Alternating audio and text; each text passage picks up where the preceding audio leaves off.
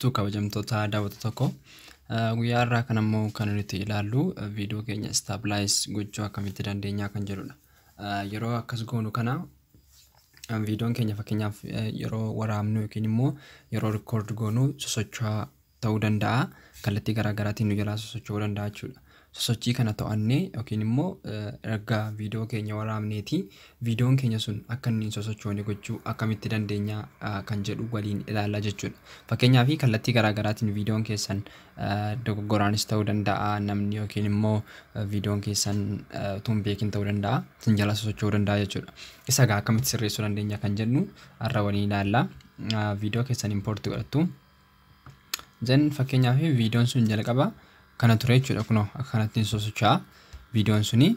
Viidiyoo kana gaa sosochiisaa kana to'annee akkamitti viidiyoo bareedaa tokko hojjetachuu dandeenya kan jedhu ilaallaa jechuudha.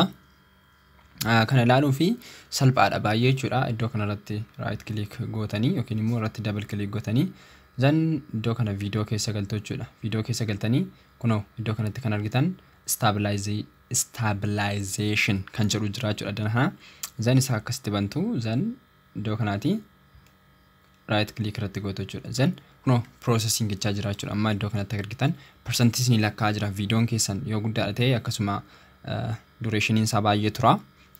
Amma yeroo kana ammaa kana garuu anko viidiyoon ko xiqqoodha waan ta'eef stabilize gochuun isaa baay'ee hin turu jechuudha.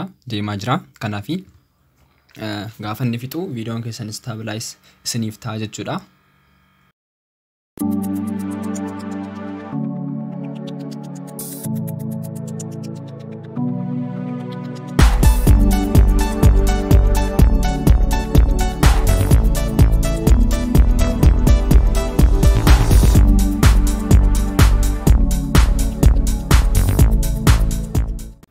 Yeroo ammaa kana gaa akkuma argitan xumuree jira. Viidiyoo koo godhee fixeeraa jechuudha. Then amma fakkeenyaaf yoo play jettanii sasilaa caalaatti stabilize ta'eera jechuudha. Kunoo akkuma argitanii viidiyoon koo akka silaa baay'een sosocho'u. Kunis iddoo kanaatti yoo barbaadan level of smoothness isaa dabaluu dandeessu. Yoo ofitti siqee caalaatti stabilize ta'aa waan adeemuuf percentage isaa fakkeenyaaf naannoo 30 farra yoo keessan yeroo baay'ee bareedaadha. Mala salphaa kanaatiin gaa viidiyoo stabilize gochuu hin dandeessu jechuudha. Mala salphaatiin kunis gaa viidiyoon keessan akkallee perfect ta'ee isiniif mul'atu akkasumas viidiyoo bareedaa ta'e tokko hojjechuudhaaf kan isin gargaaru keessaati. Kun isa tokkodha jechuudha. Kanaaf stabilization kanallee baruun isinirra jira. Leesanii koo irraa kana barattan xumura. Tutorial irraa kana ilaaluu keessaniif baay'ee galatoomaan isiniin jedha. Yaada qabdan comment keessatti barreessuu hin dagatinaa.